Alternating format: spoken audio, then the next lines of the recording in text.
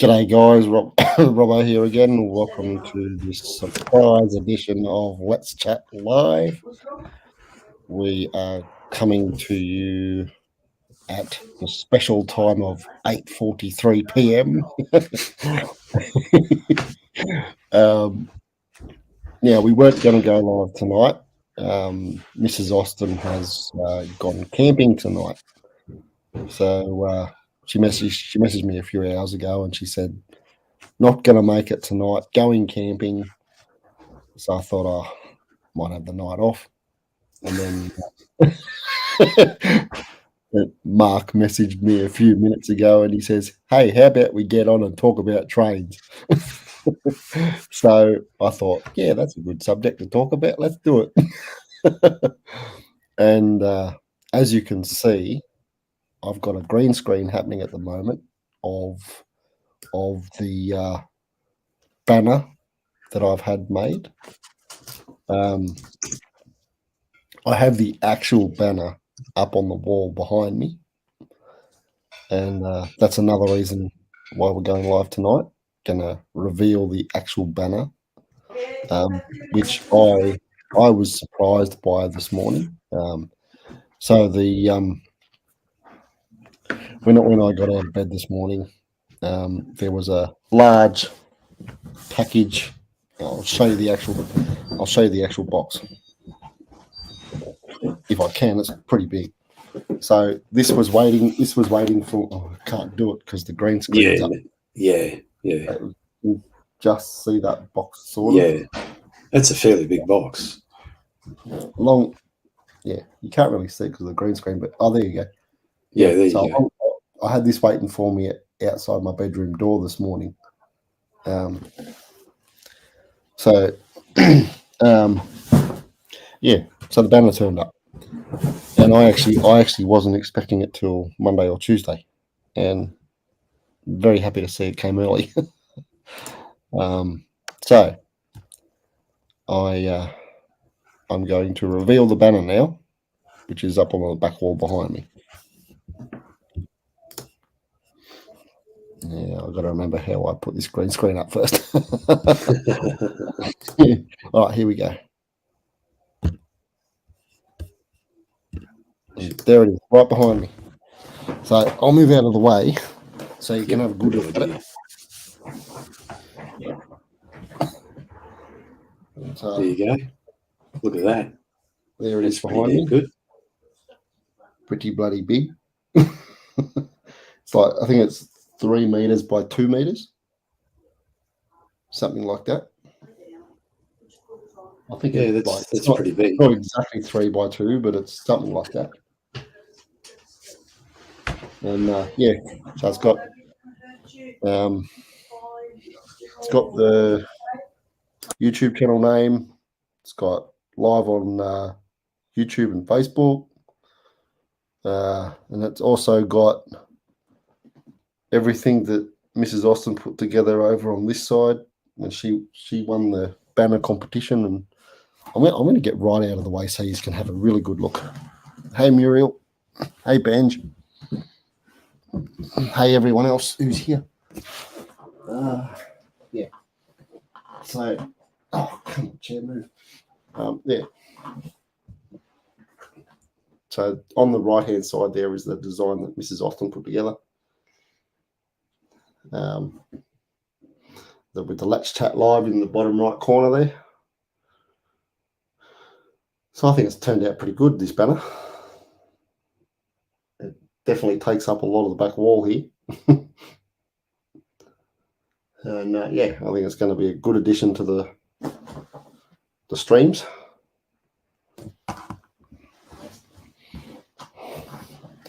And I noticed when I sit here, it actually, if I sit right in the middle here, you can see, I'll point the right way, you can see the Let's Chat Live right there next to me. So that's good. I do like that.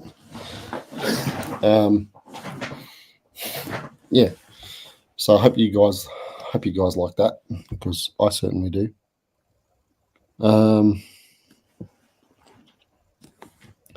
Yeah, and so how was your day, Mark? It was good, thanks, Robbo. How was yours? I've had a very quiet day actually. It's been raining here all day, so I've been stuck inside. And been watching Netflix all day. Yeah. Except for me sending you all those photos and stuff from me friends at Maitland at the Steam Fest. Yeah.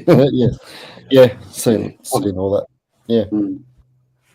Yes. The Maitland Steam Fest is underway, and it's from what I've heard from workmates, they're all having a great time and loving it. There's friends and family down there as well, and they're all having a good time. Lots of other people there too. It's a big event, but I believe they're getting some rain there now, so that's sort of put a bit of a dampener on things. But anyway, these things happen. Yeah, that's it. Yeah, so I think New South Wales is expecting like 100 mils over today and tomorrow. And I'm hoping that Maitland won't get all 100 mils, because it'll be a real pity if they get any more. Because it'll just put a dampener on the whole weekend. But because today was a bit overcast from what I heard, but it was just right, sort of not too hot, not too cold, sort of thing. Yeah. Excuse me. Yeah. So and I found out the great train race is on at 10 a.m. tomorrow.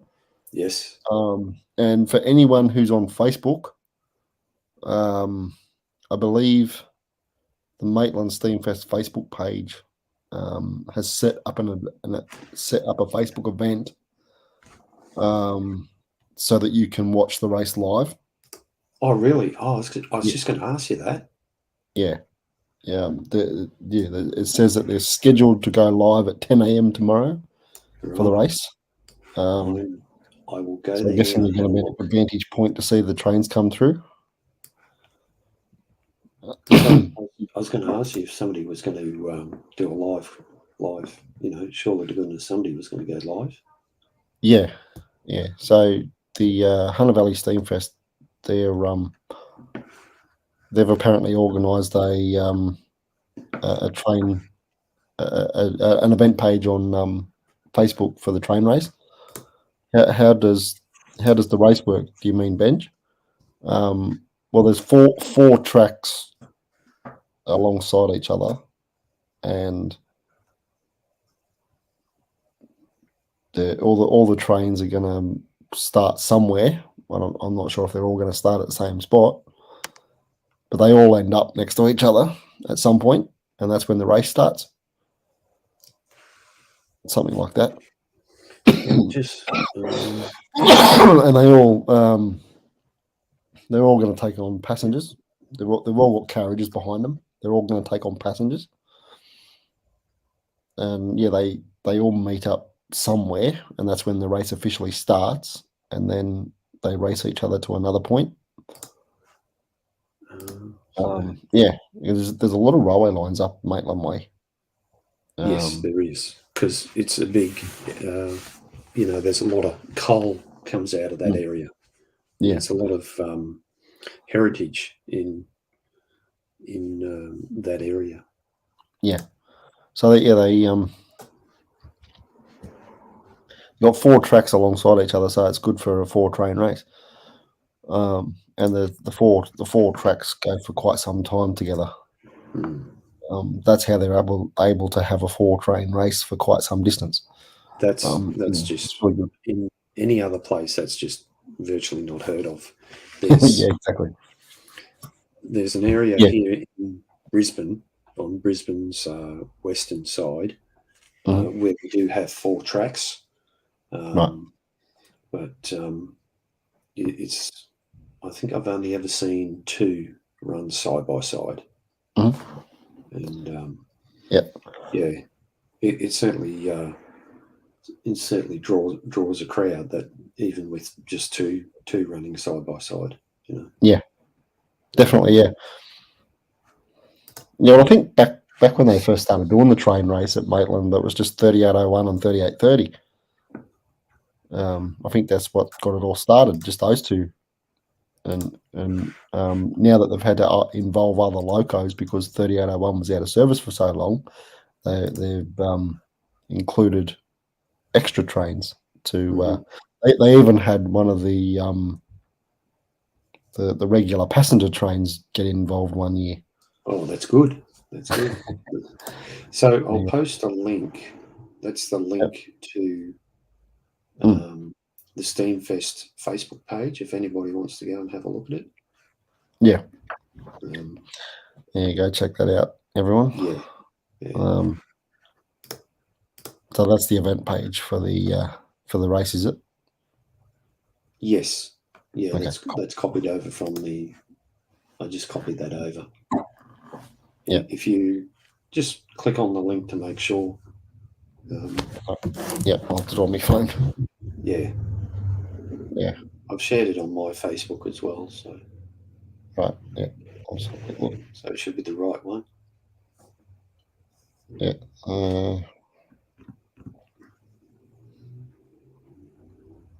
Where is it? Can't see it in the chat yet. No, okay. Yeah, I'm just trying to. Oh no, there it is. Found it. Oh, excuse me.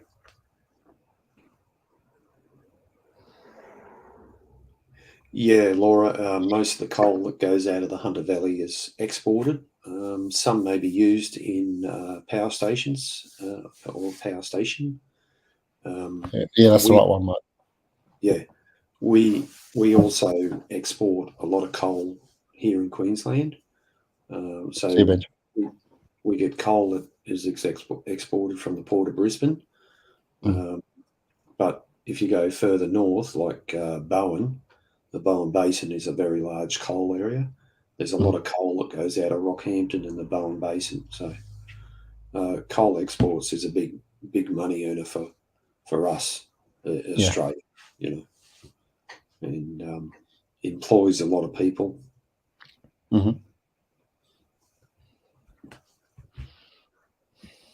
Yeah, so I think the coal that we get for our steam trains, it used to come from up Maitland Way, I think, and now it comes from the local mine just down the road. Yeah, well, originally the Queensland, well, there was several coal supplies for Queensland back in the day, but Blair Athol coal used to be the best steaming coal for us here in Queensland. Yeah. It burnt very clean, very little clinker. Whereas West Moreton coal or Ipswich coal was very smoky, clinkered a lot. Clinker is an impurity in the coal, like stone and various other stuff. And I believe virtually all steaming coal comes out of New South Wales these days. I think even Puffing Billy gets their coal from up your way from New South Wales. Yeah, I'm in the understanding. Yep. So. Well, fair enough. So, yeah, I don't quote me on that. I could be wrong, but I'm pretty sure that's where they get their coal from. Yeah. Let's go here. Yeah, so everyone should check out that train race tomorrow because it's going to be awesome. It's going to 4 steam locos. They're pretty cool. And we're going to have one from New South Wales, one from Victoria, one from Canberra, and one from America. So good variety. Yeah. And if you go to the Hunter Valley Steamfest Facebook page, there are plenty of videos and photos from today's event and even this evening's event, because there's stuff going on there this evening as well. obviously the rain's going to put a dampener on things, but yeah, there's a lot going on. Yeah, 10 a.m. Paul. Check out the event page that we posted earlier in the chat. It'll go live at 10 a.m. tomorrow, Eastern Standard Time, which is 9:30 for you. So yeah, check that out, and yeah, you'll see the race live on Facebook. I'm not sure where the vantage point is for the stream, so I'm not sure what you guys are going to see, but it'll either be on board or at a station somewhere where they're going to see all the 4 trains come through together. I guess that'll, yeah. Yes, they would have Fort Laura. Yes, yeah, many years ago. It's been here for a while. A lot of our steam locos in New South Wales, they're English, and we've got a few American ones, and then we've got our own Aussie ones as well. Yeah. We did manufacture steam locomotives here in Australia, but because we've had very close ties with the United Kingdom, we have a lot of English influence, and then that changed a little bit during World War II, where the Americans helped us out incredibly with through the Lend-Lease program with steam locomotives, and also all the military vehicles that came over here that were made in America, like the Jeeps and the GMCs and Studebakers, and there was a lot of stuff that was made here, but also a lot of stuff came over as well. Mm-hmm. Yeah, and the 59 that's in the race tomorrow, 59 class, which is the American one. There's also a 59 class here in Thilmey at the New South Wales Rail Museum. Also, there's 2 on display down at the Goulburn Railway Museum, which is about an hour south of me, and they're actually originally from here, but we put them in storage down there. And yeah, so you got a few that you can go see on display, or you can see the one in the race tomorrow. When you look at what's still around in terms of the various museums around the state of New South Wales, even here in Queensland,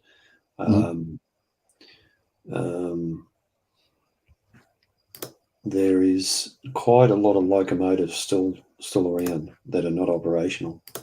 That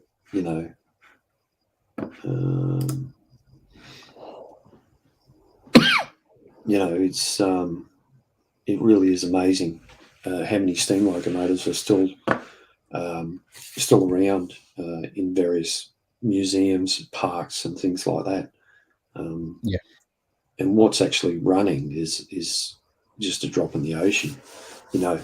As an enthusiast, it's always nice to think that all these locomotives that should be running, but in reality, it's just not possible. No, that's right. Yeah. So. Yeah, no, but I remember the day when they pulled the 30 class out of the display hall in Thilmey, and they said they were going to restore it. We had the Canberra one here at the time, and they parked them next to each other, and then they took our one up to the roundhouse, and that's when I found out that they were going to be restoring our one. Yeah, right. And I was very happy about that, because I'd seen it on display for so many years, and I always admiring it when I saw it on display, and I was thinking to myself, I'd love to see that thing run again, and sure enough, it is running again now. How long did they take to overhaul it? 3 years. 3 years, yeah. Yeah, that's good. It was all to do with the COVID issues, but yeah, they wanted it running a lot sooner, but because of COVID, that slowed it down. Speaking of COVID, there you go. I haven't got COVID. Yeah. Yeah. Geez. What is there any other plans to get other locos going down there, or is that it for the time being? Well, they want to. So I don't. I'm gonna tell you what I do know, but it's not fact. It's not definite fact. But it's what I've heard. So we've got a 36 class in service. Yes. But it hasn't done a mainline trip for a very long time. But they've had it out and about for like the Steam Festival and stuff the last few years. All the Thomas weekends, and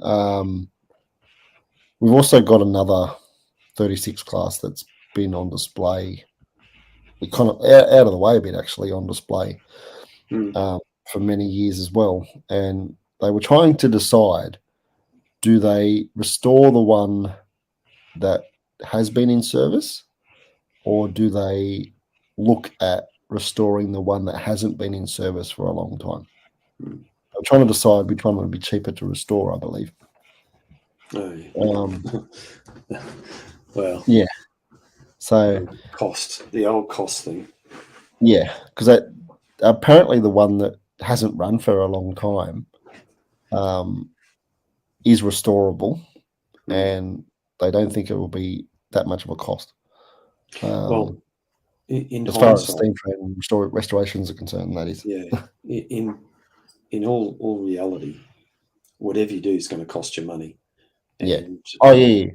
They're just trying to work out which one will be cheaper to restore. Have you seen any of the photos of steam locomotives that have been restored in the United Kingdom? I don't think so. No. There's a scrapyard, I think it's still around, but there's a scrapyard in the United Kingdom called Barry Scrapyard. And that's where a lot of the locomotives went to be scrapped. And enthusiasts over the years have got steam locomotives out of that scrapyard and restored them to working order. Admittedly, it's taken them a long time, but the condition of some of these locomotives was horrific. You think, oh my God, this is never going to run. But they do the work and they get them up and running. And so if you've seen the condition of some of these locos that come out of this Barry's scrapyard in the United Kingdom, a loco like another 36 class that's all complete at the Thelmere Rowing Museum would be an easy overhaul. It's just a fact of getting it in, taking apart, and because it hasn't worked for so long, doing the various checks and balances and all that sort of stuff, and renewing of some parts, refurbishing some parts, and putting it all back together and doing tests and trials.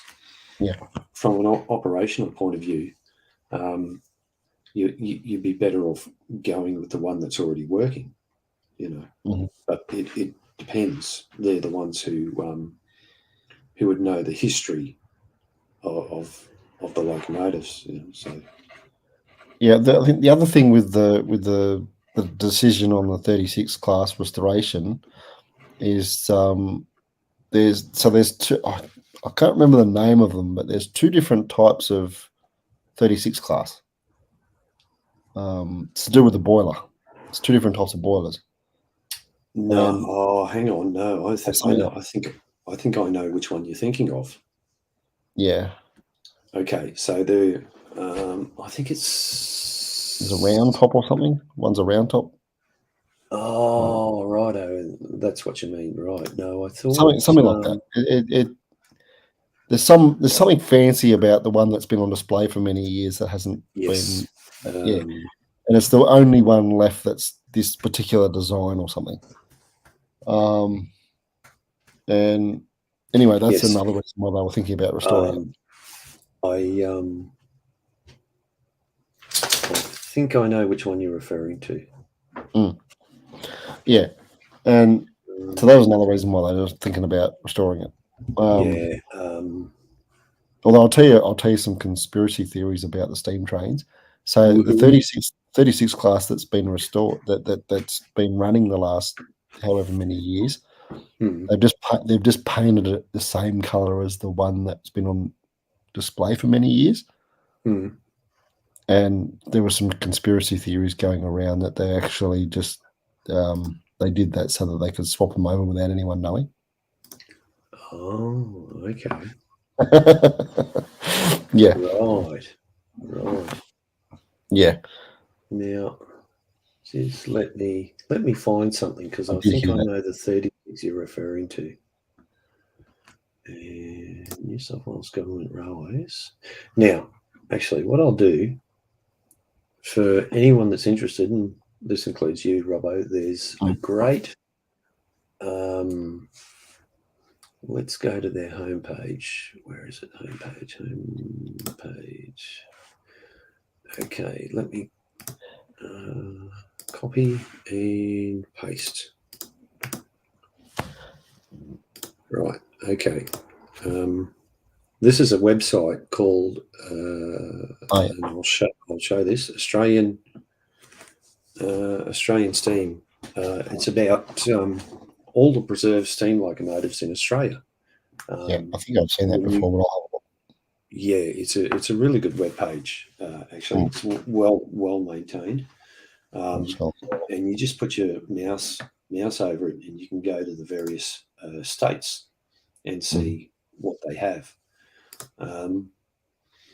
So we'll go New South Wales, and I'll bring up. I'll do a share screen. Yeah, I've definitely seen this site before. Yeah.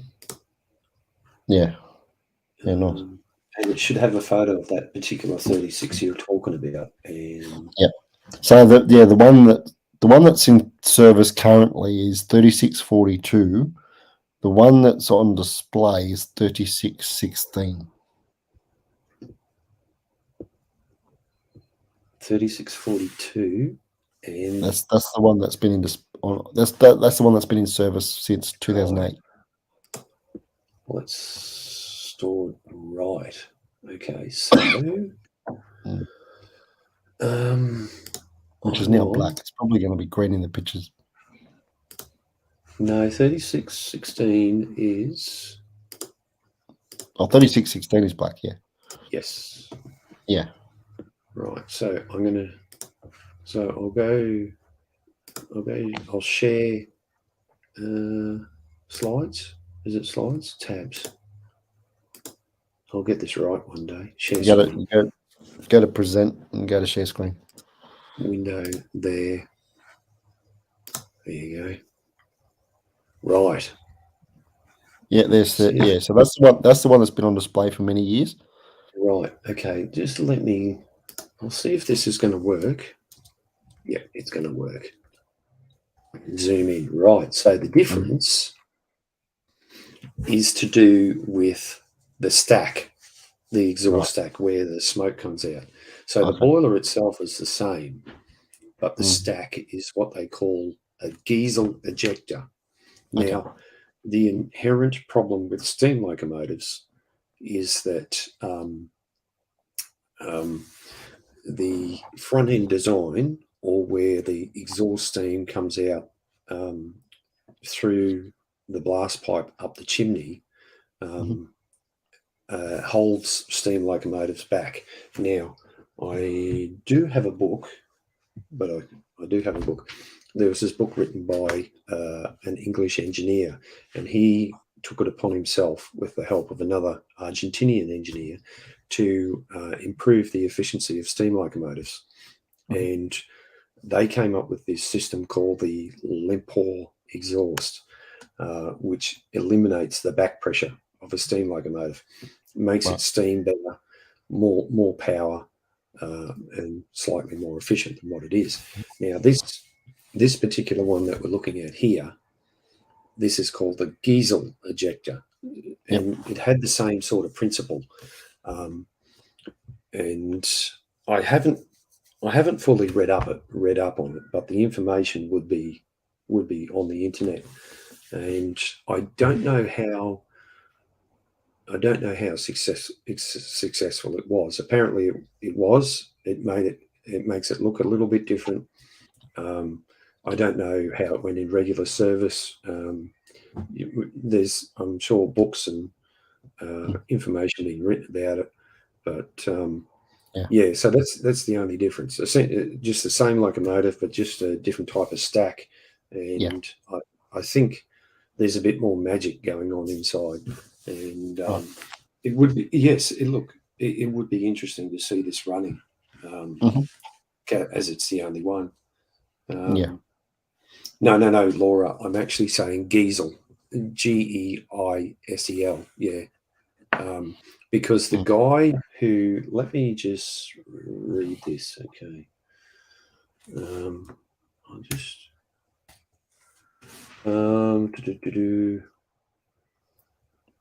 because back at the time, as I was talking to Miss Austin the other day when you were doing the live stream, at the time all this was going on, railways in general, they were looking for bigger and more powerful steam locomotives because that was the technology at the time. But of course, along came the diesel locomotive, and the diesel locomotive, the advantage was that is, if you needed a second or third locomotive, you could connect it up and you wouldn't have to put another crew on each locomotive, and they could work in unison with each other. Essentially, you could connect up 20 diesel locomotives and they'd all work together, sort of thing. That's why,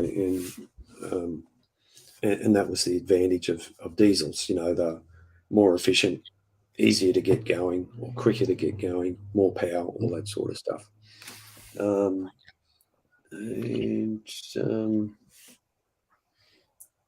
I can, yeah. There is actually a link. Here we go. The Geisel ejector, right. A Geisel ejector is a suction draft system for steam locomotives that worked on the same principle as a feed water injector. The ejector, German, that's something I can't pronounce. I'm not even going to try. German ejector, was invented in 1951 by the Austrian engineer Dr. Adolf Gieselingen. I think I've got that right. The Geisel injector ensures improved suction draft and correspondingly better use of energy. The existing blast pipe of a locomotive is replaced by several small fan-shaped diverging blast pipes from which the diffuser gets its flat, long, drawn-out shape. So let me click on that and see if we can... Laura's got a question there for you. Yep. So I was just getting a better view. So that's the Geisel ejector there. So it's a different shape. Okay. Right. Yep. Yes, Laura, that is correct. When a steam locomotive is moving itself along the line, what's happening internally that you don't see, it's actually creating back pressure. And back pressure is part, when a steam locomotive is moving along, when you hear that chuff, chuff, chuff, that's actually back pressure that you're actually hearing. So it's partly fighting against itself. Now, there was an Argentinian engineer, he's passed away back in 1994 or 95, somewhere around there. He came up with this Lempor exhaust system. Basically, to put it in car terms, it's like putting a sports exhaust on a car, on a steam engine. And it improved the efficiency, reduced the back pressure, and therefore the steam engine wasn't, fighting itself. Because the poor old steam engine, what we see on our screen now, this particular design and how they operate was,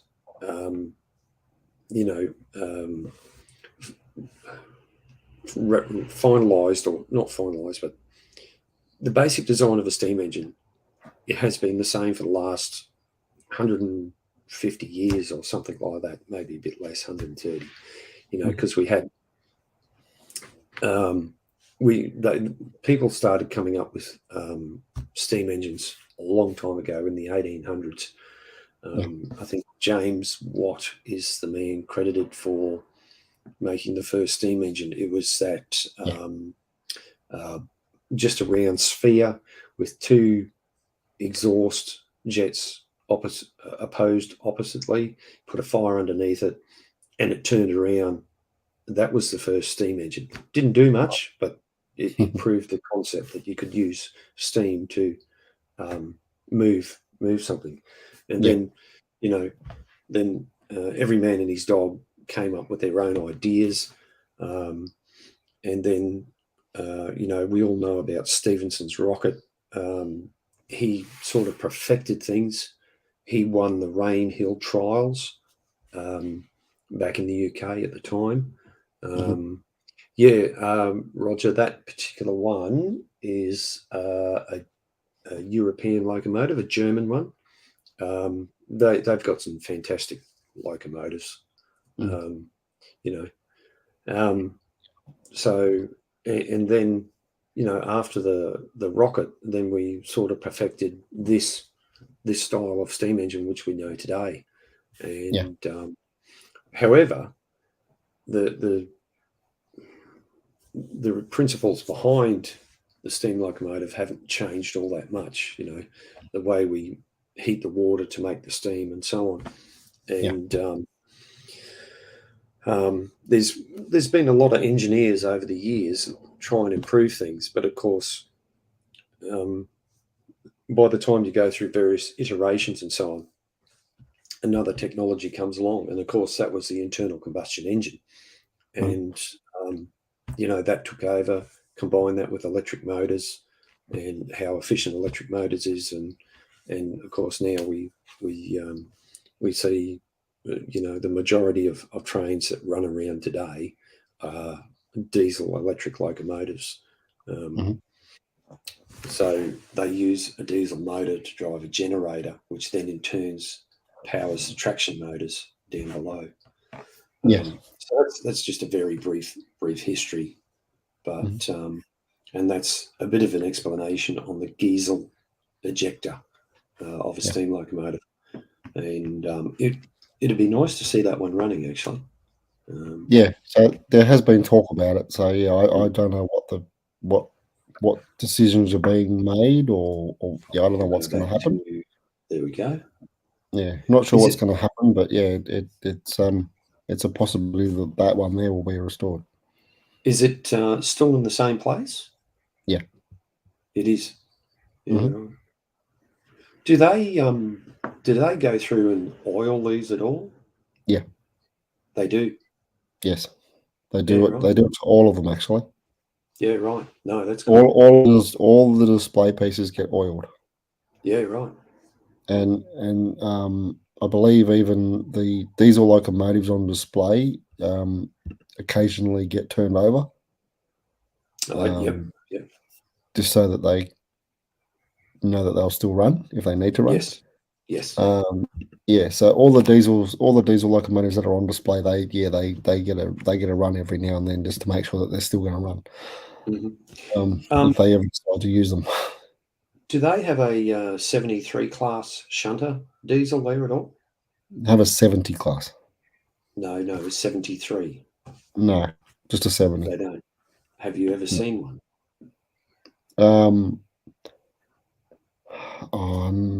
I might have. Hang on, I'll find you one.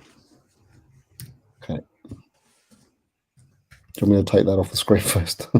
Oh, sorry, I'm doing a search. So I'll take that off. Yeah, just until I find one. Okay. Here we go. Good old Wikipedia. Actually, no, let's go back. Let's just go images and... we got this little 70 class that does the shunting around. See if I can... It's a model of one. Pretty cool little thing. It's actually I think I've shown it on here before. It's actually got the rods on the wheels, like yeah. like That's a the one you want. like, That's the one you asked me about. You said, "What's wrong with this?" And I said, "Nothing." Yeah, that's right. Yeah, nothing wrong with that. yeah. I just thought that was interesting that they had rods on the diesel. Yeah, no, it's quite common. Okay, so let's share the screen now. Ooh. Yeah. There we go. Okay, when you're ready. Yeah. Oh, okay. Righto. Yeah. So that is, let's see if I can, yeah. So that's a 73 class shunter. Mm-hmm. Right. It's about a 50-ton diesel loco. Now, you won't see any of these. You will. Sorry. I'm going to stop. Hang on. There we go. However, you may see them in other places, like up here in Queensland, and particularly at the sugar mills, because these locomotives, these are diesel hydraulic. Right. So they've got a diesel engine in them still. They've got a torque converter or a hydraulic drive that drives the wheels. And when a lot of these were sold off, a lot of the sugar mills brought them because we had the same type of shunting diesel here in Queensland. They were the DH class or diesel hydraulic, and they both the 3'6" gauge DHs and the 73s right here have been re-gauged to run on 2-foot gauge track for the cane mills. And I used to work at a sugar mill that had the converted 73 class locos on 2-foot gauge railway track. And we'll just take that off. I'll find a photo of the 73s on 2-foot gauge. And you would think that it would be too big, but no, it's not. I'll go. Yeah.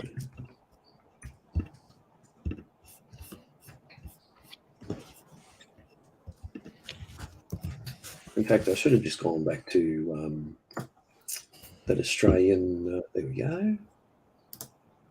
Yep. That's a perfect photo. Bring that one up. Oh, yeah. There, I've seen those before. So you can see the what makes it stand out is the sandboxes on the side, and of course the bogies. Now that particular locomotive I have worked on, that's with Mackay Sugar at a sugar mill called Farley Sugar Mill. Mackay is a large cane growing region for North Queensland, and however, and these locomotives, they've got I think they've got a V12 Detroit diesel in them or something like that. And they're capable, when I was working on them, they were capable of doing 36 kilometres an hour. It mightn't sound a lot, but the only brakes on the train is the locomotive. These days they run a brake wagon, which is down the back of the train, and you can have anywhere up to, let's see, so, and let's go this one. So they're converted in 1997, this one, by Walkers Limited. And you can see Mackay Sugar crushing, MSCA Mackay Sugar. I just forget what CA stands for. Farley Mill is the sugar mill it was classed at. It was rebadged as the 94 class locomotive because that's when it was.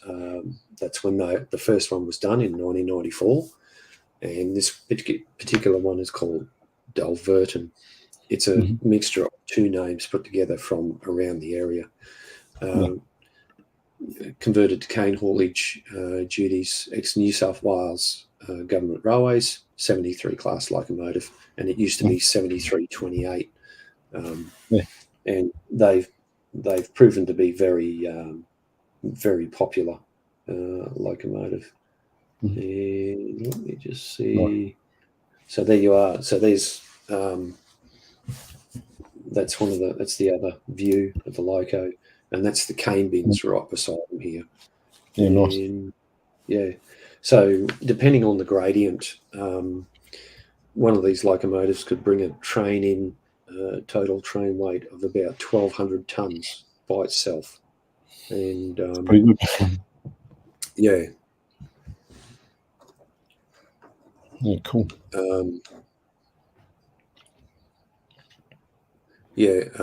Brendan, yes, steam trains were advanced in their time, and some people tried to make them even better. But of course, the internal combustion engine and electric traction won out in the end.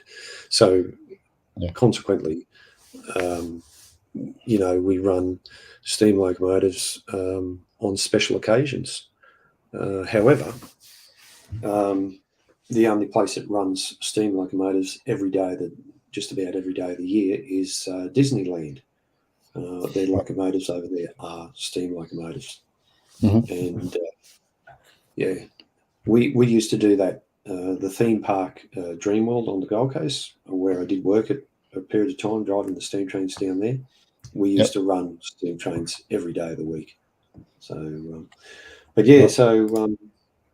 the old 73s have had an extended life past what you may have seen in New South Wales. So this is this particular one here is an IMCO locomotive. They make a lot of IMCO make a lot of mining equipment, and they made two of these locos. The bogie type locomotives, once again diesel hydraulic, and these particular two, this one and the other one I have worked on. This is once again Mackay Sugar. Cool. So let's see what else I can find here. Yeah, last time I went to Queensland, I saw these types of trains. Yeah. So I had to go all the way up to Airlie Beach. And on the way up there, I saw these trains quite a bit. Yeah. Yeah. So here's another example. So there's one of the IMCOs with a brake van in tow. And once again, the actual brake van, it's remotely controlled from the loco. And it's even some of those brake vans are ex-Queensland Railways wagons that are being converted to 2-foot gauge. So the track itself is only very narrow, 2 foot. Or 610 millimeters, but the width of the loco is about 8 foot wide. So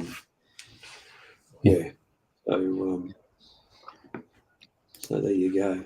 What else has this got?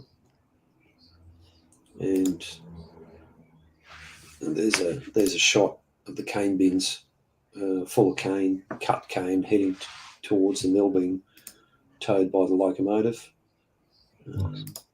See if we can. Now this is the older style of locomotive, side rod driven diesel.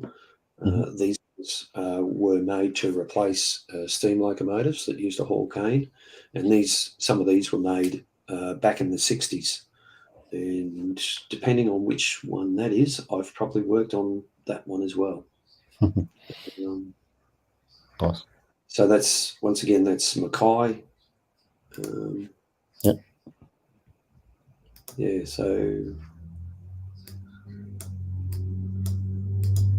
I thought Thilmy would have a I thought they'd have a 73 class. No, I don't think we do. Pretty sure the only one we got is 70 class. Yeah, right. Now the is it this one? Sorry, it's a YouTube video. I was just trying to get a photo. Yeah, here we go. And that's probably not the best photo. It's a bit blurry. So these ones here, these were an E.M. Baldwin. They were built in New South Wales, 2-foot gauge. These are the original bogie diesel locomotives. And they're a great locomotive to work on. They really are. And virtually a truck on railway wheels, but able to do these particular ones had a top speed of 32 kilometres an hour. Once again, mightn't sound very fast when you're doing it in the car, but when you're on a locomotive with a bunch of weight behind you, it's a different story, Yeah. So this particular one I have worked on as well when I worked for Mackay Sugar. So let's go. Yeah.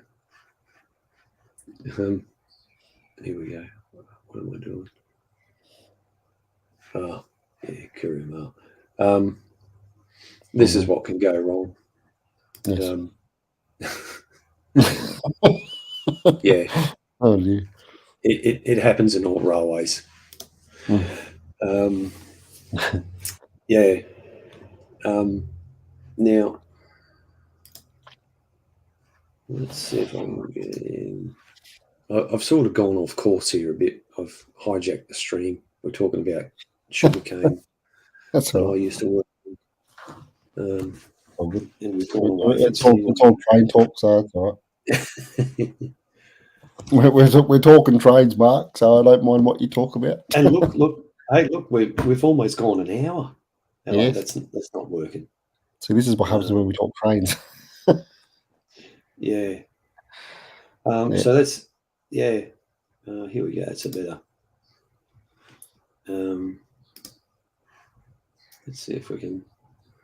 I just want to get a photo. Oh yeah. Oh. Right. Am I going any bigger? So yeah. Oh yeah. I'll zoom in. So this locomotive is what most people can identify as a cane locomotive. Yep. This was built by Clyde Engineering. They built a lot of these to replace the steam locomotives. But once again, this particular one I have worked on because this used to be at Marion Sugar Mill. Mackay Sugar had 4 sugar mills. So we had Racecourse, Plaistow, Farley, and Marion Sugar Mill. Unfortunately, Plaistow is now gone. They've demolished that, shut it down. And so we've only got what else is gone? So we've got Racecourse, Farley, and Marion. So there's only 3 left there, but it's all part of the Mackay Sugar group. Right.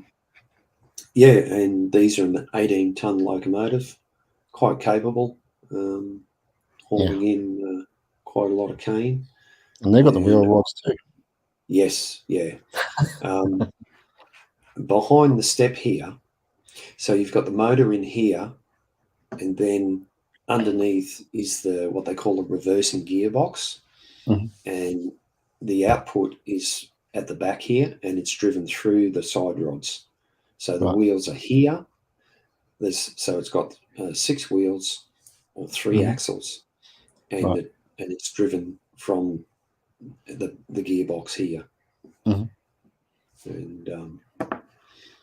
quite a capable little locomotive actually. Yeah.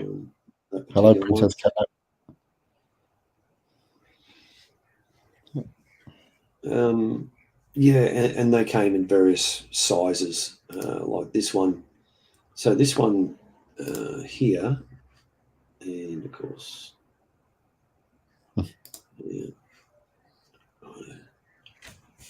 just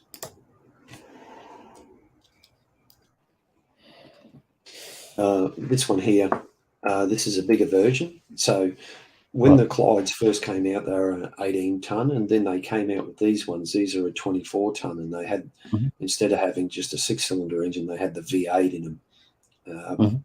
Usually the V8s had twin exhaust stacks, and that's how you can sort of tell them apart. But they are a physically bigger diesel. What is that web page I was just looking at? Sorry. Yeah. Looks like an interesting one. It's all dedicated to. Okay. Yeah. There we go. Okay, sugarcane rice. Yeah. So let's go back to. There we go. Let's go back to the 36. So we were talking about that before. Yeah. It would be nice to see that operational, actually. Yeah. But of course, time will tell. So what's in front of that 36? That's the other 36 that we used to have, but it got moved to another place. Oh, yeah. Yeah. So that the one in front, that's 3609, and that's now at the Junee Roundhouse. Right. And I believe that's where it's actually originally from, and that's why it went back there. Right. Yeah. So. Yeah. So we've got. So at the moment we've got the operational 3642, and this one the 3616. Right. And they got the two different the Giesel thing. This one's got the Giesel thing. The other one doesn't. Yeah. I'm just going to grab some water. Hang on. Yeah, no worries. All good, mate. Yeah. So yeah, I'm hoping that I'm kind of hoping that this one gets restored, but as Mark said, we'll see what happens in the future. See what they decide to do. Yeah. Yeah, I wanted to show something from this this site that Mark's got up on the bottom of the screen here. I just got to find the actual. All right. Website. So, yeah. Well, look, obviously, whatever they do or whatever decision they make, it'll be good to see whatever they do. Yeah, I'm just going to have a look at that website you've got on the screen myself. Australian Surf Team. Yeah, it's a good source actually, because you can, there's a lot of information there. I can see if I can find it now. Yeah, Brendan, you're absolutely right. I want to show you. Go away from this a little bit and show you something else. Yeah, no worries. It's I'll take this off and you. So we got our Thomas the Tank Engine weekends that we have. We our big Thomas the Tank Engine is a former. Well, it's a New South Wales Government Railways 18 class steam locomotive, and I'm going to show you what it looks like now as Thomas, and I'm going to show you what it looked like before they restored it. Excellent. Okay, so that's what it looks like now. Yep. So this is what it looks like when it's on display at our Day Out with Thomas weekends. And does it operate at all? That's what it used to look like. Right. Yeah. Yes, I can see. Yeah. So does it operate? Is it steamable? No. Right. So all they did was painted it. Yeah. That's pretty much all they did. I can see why they did it. I can understand the reasoning behind it. Mm. You know, some enthusiasts will probably kick up a stink, but you know, at least it's not sitting outside and rotting away. That's it. But as soon as it went from looking like this to then looking like this, it then had to be put under the Thomas the Tank Engine license. Yes. And we're only allowed to show it when we've got the license. Yeah. We have to pay so much for the license for so many days. Yep. Yeah, I've heard that about. I've heard that about the Thomas thing. Yeah. So we pay the license and then we're allowed to bring it out on display, and it usually so we bring it out. So the Thomas the Tank Engine weekend. So just say, for example, this year we're doing a Friday, Saturday, Sunday Thomas weekend. So they'll probably bring it out from its hiding place late Thursday afternoon, and then they will put it away on Sunday afternoon as soon as it's open. Yeah, that quick. Yeah, that's what they do. That because they've only got the license for that many days. Yeah, they need to only have it on display for the Thomas weekend, and it's also the same for our mini trains. When we have our faces on the mini trains, we are only allowed to show them on a Thomas weekend with the faces on. If the faces are off, we can have the mini trains running any weekend. Mm-hmm. We've also got the numbers on the side, like you can see Thomas has got the number 1 there on the side. So on our mini trains we have numbers on the side. Actually, I'm gonna show you what I'm just gonna show you from my phone. It'll be a lot quicker. Where is it? I hope it's gonna be quicker. Probably not.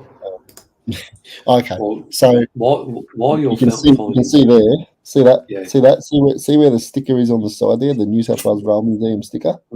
Mm-hmm. Well, that's a magnet, right? Yeah. And you peel that off, and the number 5 is there for the character James. And then we put a face on the front. So yeah, that's what it looks like. That's what James looks like without a face and the number. Yep. And then we just take the magnet off, and then we put the face on the front, and it becomes James. Yeah.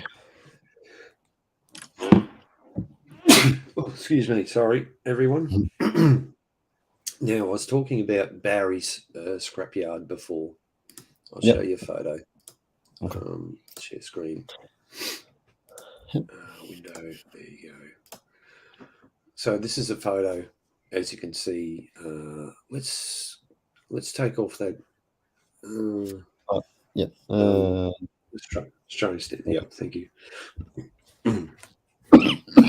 So this is Barry's scrapyard. This was in 1968, October 1968, and you can just see the lineup of steam locomotives. Obviously, diesels were taking over, and they just stored all these steam locomotives, and a lot of them went to scrap. However, some did survive, and but you can just see hundreds of steam locomotives, all different classes of steam locomotives, like this one. Please don't let me die, and this photo here. Let's see if I can bring that up. Where did you say this is at? In the United Kingdom. Oh. We've got something similar in New South Wales. Yeah, it's called Dorrigo. Yep.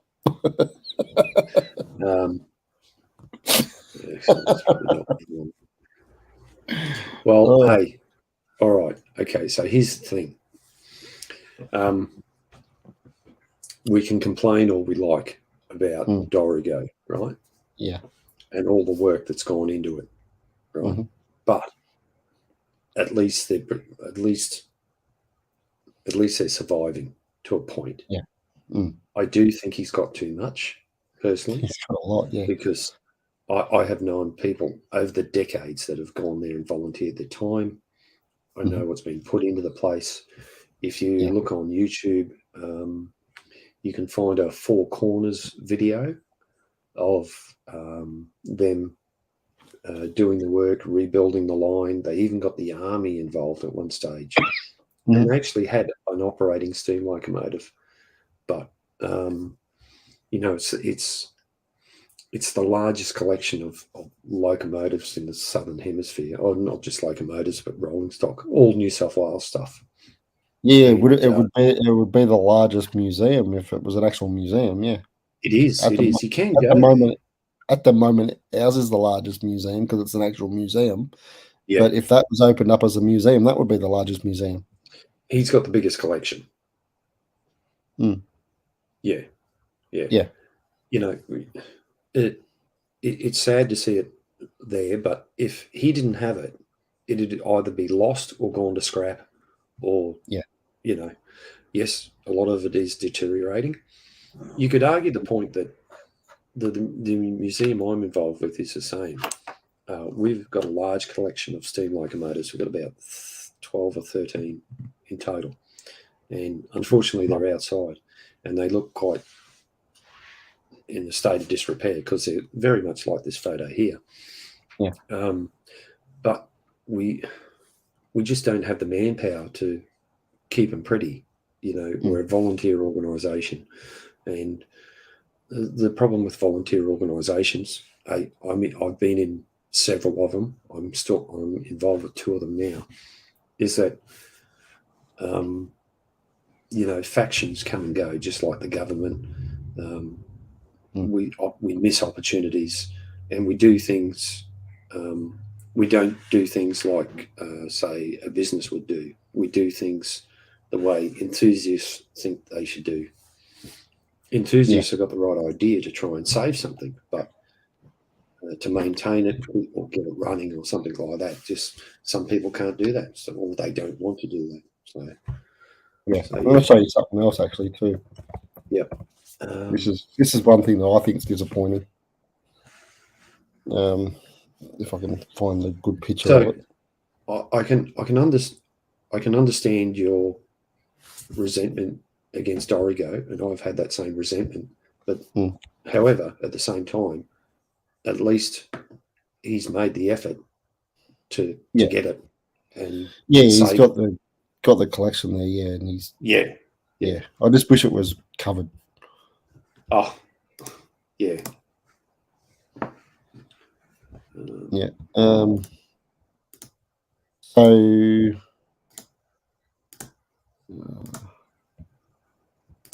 where's a good picture? Okay, so a long time ago, I don't know what year, I think it was like the 90s or something. There was a line that was built near me. It was supposed to be a freight line between pretty much where I am down to the east coast, down to like Wollongong area. Yeah.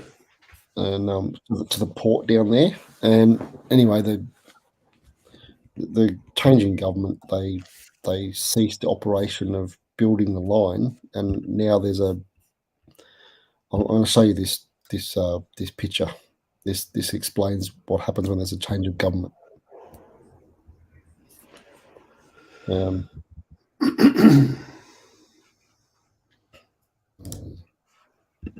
I'll bring this up. Maitland is near Newcastle, isn't it? Yeah, it is. Okay, I'm just looking at the. So you see there was a bridge built, but it's a bridge to nowhere. And that's about 15 minutes from me. It's a bridge that was built. There's a bridge to nowhere. Yeah, and that's that's supposed to be the line that was to go down to the east coast, down to the ports down there, and the freight was going to go down there. And yeah, and they were even thinking about opening it up and making it a passenger line too, so that we could get down to Wollongong easier than having to go all the way up towards Sydney and then back down the south coastline. Right. It was just going to be a direct run across instead of going up and then back down again. But yeah, the change in government, they ceased operation of building the line. There's been studies done over the years to see if it's doable to continue building it. But the studies don't go anywhere, and then a few years go by and they do another study, and so it's a real shame that this didn't get built, because it would have been a very quick trip down to Wollongong for a lot of people instead of having to go almost up to Sydney and then back down again. Yeah. And how far did they get with it? Like, how complete is it, or not complete? I believe they did tunnels. They built some tunnels. They built this bridge. It's a big bridge too. Like, it's really big. Yeah, you can see the engineering in it. It's no mean feat. No. So, let's see if there's any other pictures I can show you of it. But while you're finding that, I'll share my screen. Some photos of what my friend put up of from Maitland today. And hopefully this is going to come up all right. So I'll go. Actually, can I just quickly show this one? I'll just quickly show this one. Go. Oh shit! I just hit the wrong thing. This gives you a better look at the bridge.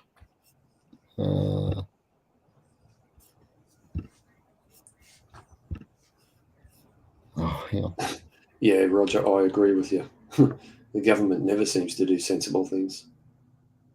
You can see there. See, like, you got this section here, and this section here. You see what I mean? Can you? Which one? Can you make it larger? Okay. Hang on. That'll work out. Maybe click on a particular photo or go full screen.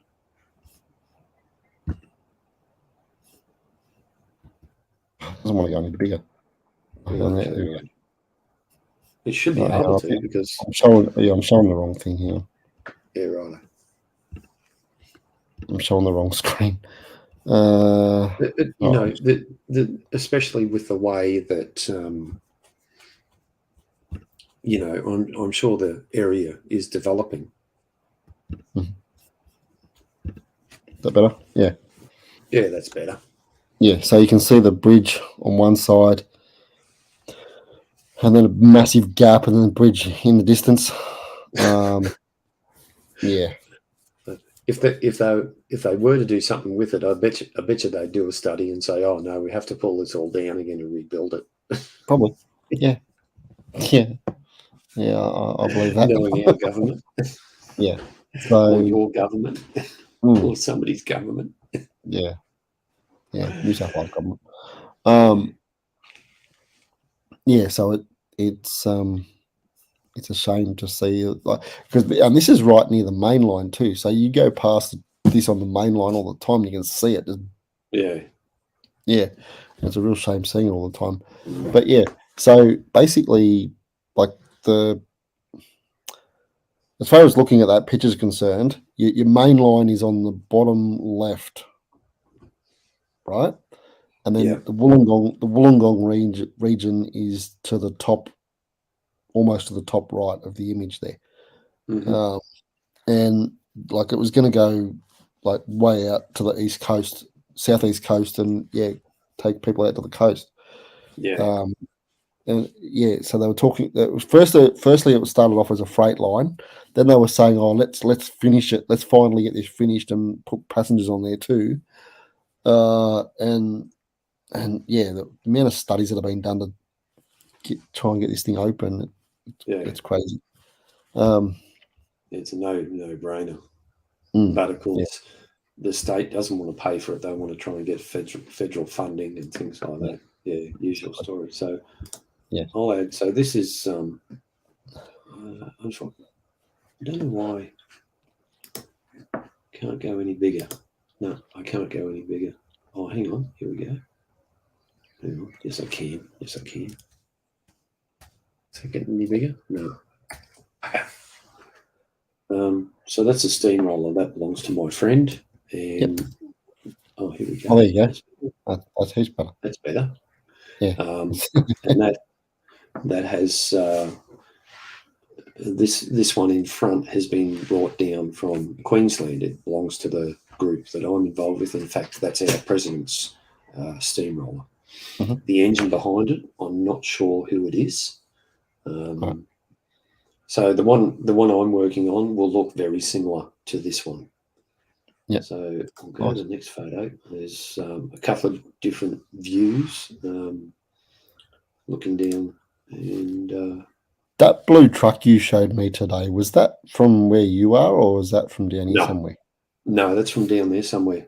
I believe there's. So I reckon it looks like the one that's at the Traction Engine Museum not far from me.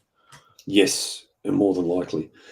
From what I've been told, there's 4 different steam trucks there today. So this is, guess what this is, Robbo?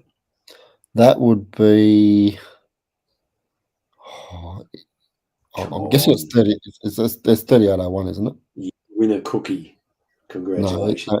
My friend. Oh, there you go. It is too. I thought it was a garage. So my friend got a footplate ride. Now, as I told you before, back in the early days, my friend came from New South Wales and he used to volunteer at Thilmere in the early days. Mm-hmm. And he was quite heavily involved until he moved up here to Queensland. And he still knows some of the guys who were involved down there because they were involved when he was there. So that's the 59. There's. I didn't say the 59. Sorry, it's in the distance. I can probably see it better. Oh, there it is. Yep, I see it there. I wish we could just share the photo only. So there's his steamroller and traction engine. Nice. And that's his steamroller there with the 59 in the background. Very nice. It looks better on Facebook. That looks pretty good. I do like that. I like seeing the steamroller with the logo in the background. That's a cool photo. Yeah. So there we go. That's better. Very nice. Yeah. Oh yes. And for anyone watching, that is an American one right there. Yeah. Anyone watching from America? That's the American one. That's going to be in the race tomorrow. It's back to. All right, I'll stop sharing my screen because I don't know what's going to come up on. Nothing out of the ordinary. Yeah, that's right.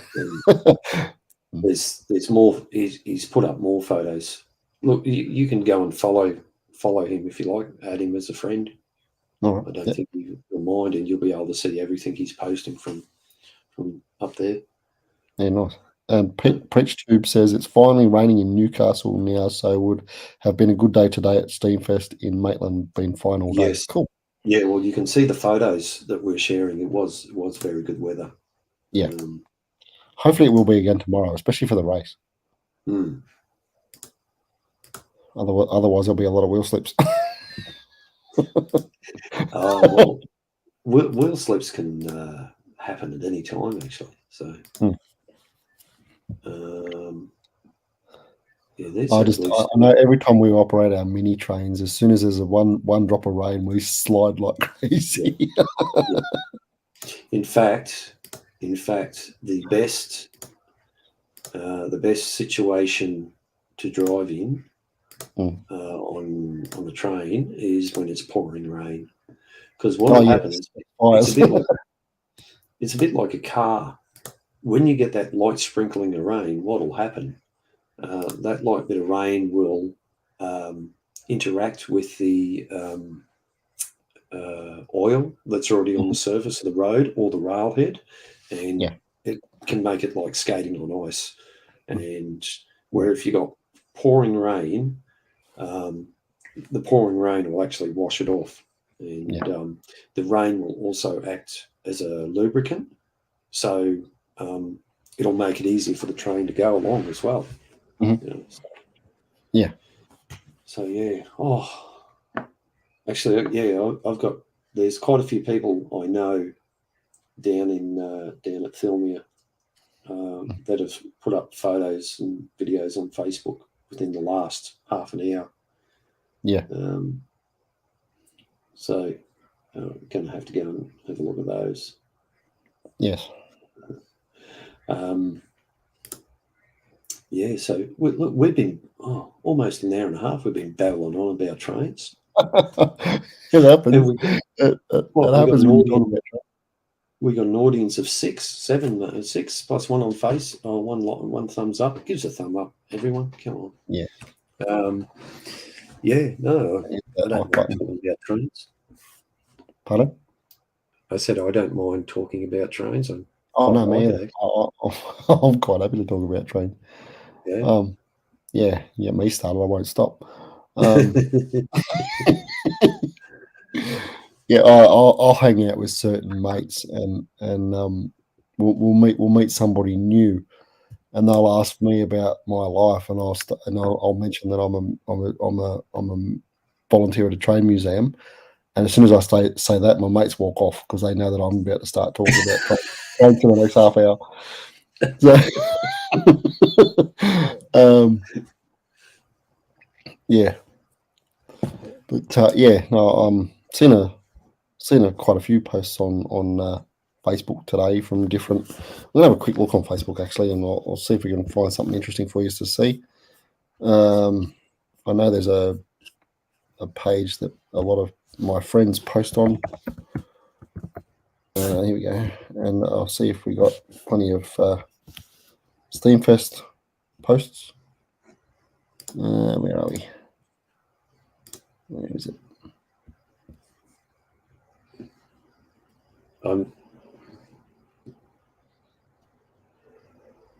Okay, well, here's a few photos. I'll show you these photos of the different locos. I've got a second screen, so that's why I'm looking over there. Mm-hmm. Yeah. Okay. So we got. There's the Garratt. Yeah.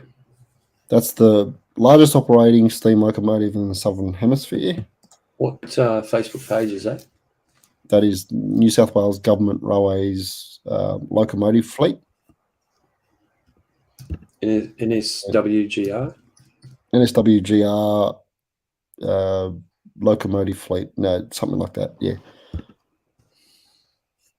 Hang on, I'll have another look. Locomotive group? Hang on, I'll just get out of this and I'll tell you. Yeah. Sorry, NSWGR steam locomotive fleet. NSWGR steam locomotive. Hang on. There it is. My main interest is steam trains, Paul. And then we go. There's the R class. There's the mighty 3801. And there's the R class again. And there's the Garratt again. Oh God. What's the 3 locomotives from the standard good class? I've got to answer some questions. Standard good class. What? Oh, well, that's easy. I don't know. Which locomotive is fitted with a Giesel ejector with a funnel and still is fitted to this day? Well, that's the one we're looking at before, 3616. That's the one.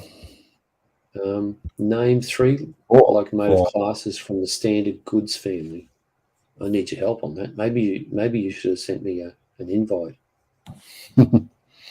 There's a 42 class diesel locomotive. Very nice locomotive. I've just answered one for.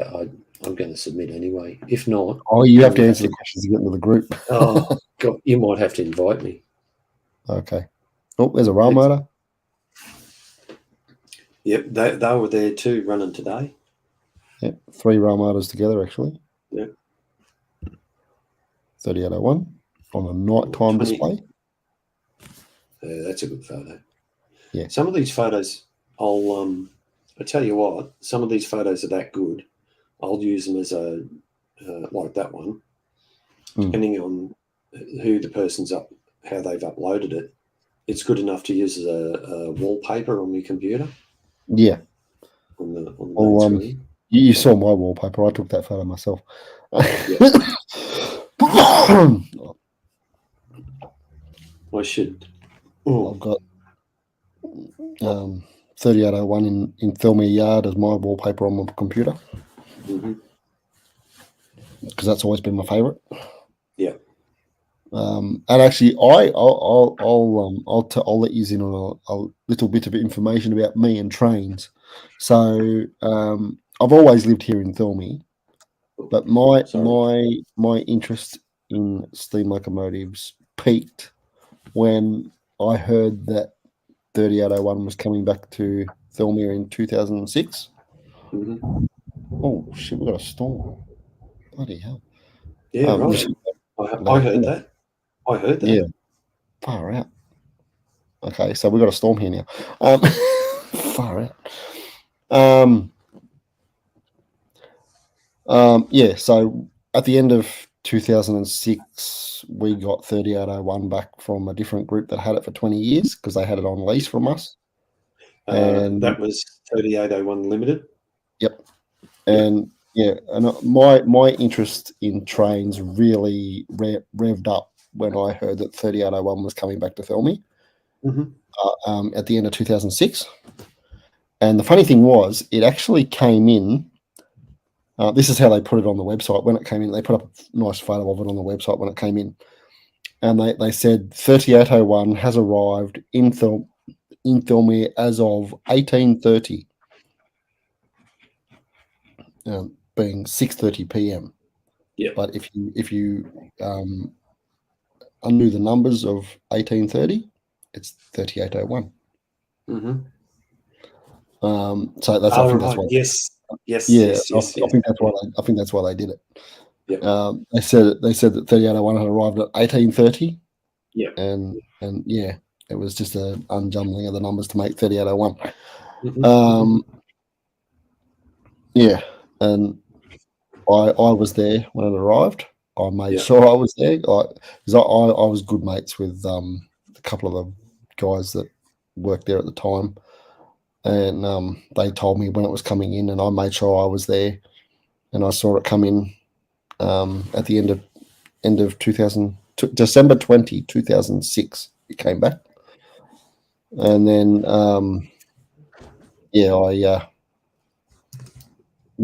after that happened, then my interest in trains really revved up, and then 4 years later, I became a volunteer.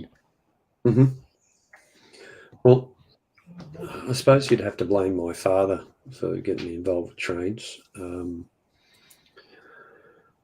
I've been involved with the Railway Museum at Woodford for practically all my life, and started going there when I was a kid. My dad was the president at one stage, still and heavily involved. He was one of the founding members, and I sort of followed in his footsteps. I always wanted to get a job at with Queensland Railways, driving trains, but unfortunately that never eventuated. And so I went, end up getting, I volunteered at the Railway Museum at Woodford, so I was driving the narrow gauge locomotives there. In fact, I will show you a photo. Where's my cursor gone? I'll share, present, share screen, window, entire screen, that one. So that's the steam locomotive that I learnt to drive on. Oh, nice. Yeah. Yep. We used to have something similar to that here. Yeah, right. Yeah, it used to be the main thing that you'd see as you came into the museum back in the day. Before they upgraded. Yes, it. yes. Yes, that was, I believe, a steam locomotive called Jack. Yeah. Yes. But yes. Back then it was called Archie. Yes, that's correct. Yes. It was called Archie, and then they changed. They found out it was actually called Jack, so they renamed it. Where did it end up going? They took it away to the Lake Macquarie Railway Museum to restore it up there, and it's actually now operational up there as Jack. Yes, yes. Yeah, that's a private group of guys, Lake Macquarie Light Railway. Mm. Yeah. Yeah. So this locomotive you see on screen used to work in Mackay, the same place I worked in for a while. But this one was in 1952 by Bundaberg Foundry. That's why it's got BFC on the front, Bundaberg Foundry Company. It was built in 1952. And in terms of narrow gauge locomotives, these ones had this particular one, they built 8 of these. All 8 still survive. Unfortunately, not all of them are running. This one's not running anymore. This one has roller bearing axle boxes on all the wheels. And most steam locomotives back in the day had plain bearing. So roller bearings, there's less friction with the roller bearings. So I spent my time learning to fire and drive this engine up at the Railway Museum at Woodford, and some fond memories on that engine. And I was the last person to drive that engine before we took it out of service over 12 years ago now, 12, 13 years ago. And there's another one of these not that far away from me, a few suburbs away, that's all dismantled. And a while back, I made inquiries. I was quite keen on buying it and restoring it, but the guy never gave a price. He said, what did he say?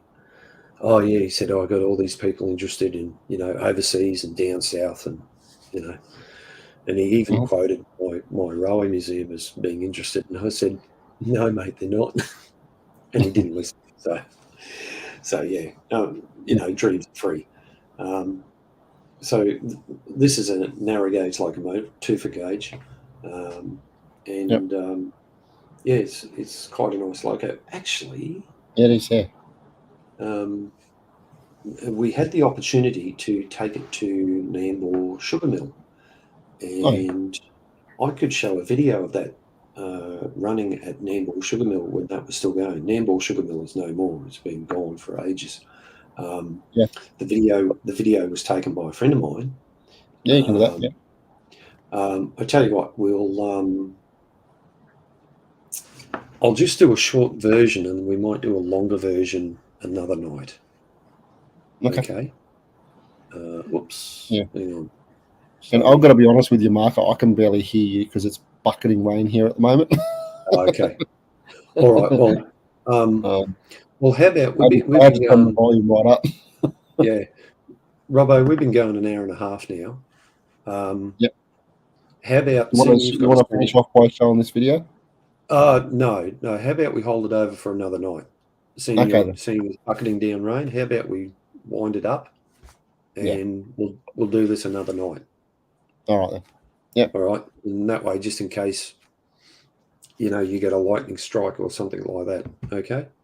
Actually, yeah, could end up with a blackout. Yeah. Yeah. Yeah. Because all right. So let's stormy out there. Yeah. Let's wind it up. And it's been great having a chat. And I think we need to do this definitely again. For sure. Yeah, we'll definitely do this again. Maybe another night if Mrs. Austin can't make it, we'll do this again. Or maybe, even if she can make it, she might be interested in hearing about this too. or even maybe we can do it during the day if both of us, or even on, if we're having bad weather days or something like that, we might just do an impromptu thing or something. yeah, how about tomorrow? Because it's going to rain here again tomorrow. Well, we're going out tomorrow with the grandkids to the beach. So we'll see what works out. But anyway. No worries.